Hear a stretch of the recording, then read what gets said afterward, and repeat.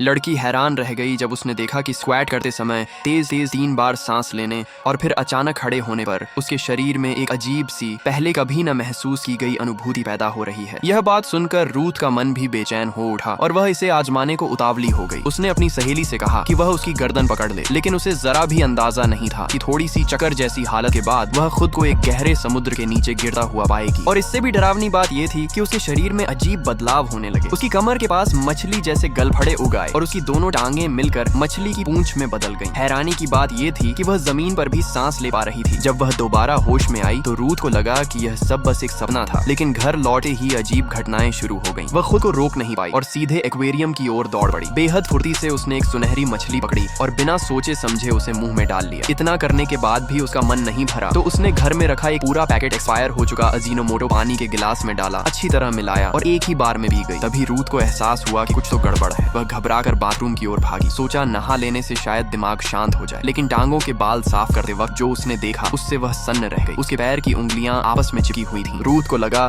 शायद उसकी आंखों का धोखा है। वह फिर लिविंग रूम में गई और ध्यान से देखने लगी, लेकिन चाहे जितना जोर लगाए उंगलियां अलग ही नहीं हो रही थीं। घबराई हुई रूथ ने उन्हें कैंची से काटने का भी सोचा। तभी उसकी माँ, जो पेशे से सीनियर डॉक्टर थीं, कमरे में आ गईं। पूरी बात जानने के बाद माँ ने हैरानी से कहा, यह तो बिल्कुल सामान्य शारीरिक बदलाव है, हर लड़की के साथ ऐसा होता है, बस एक थप्पड़ मार लो सब ठीक हो जाएगा। रूथ ने माँ की बात पर भरोसा कर लिया और उस रात चैन की नींद सो गई। लेकिन उसे क्या पता था कि अगली सुबह जैसे ही वह आईने के सामने खड़ी होगी उसके शरीर में इससे भी ज्यादा डरावने बदलाव हो चुके हों।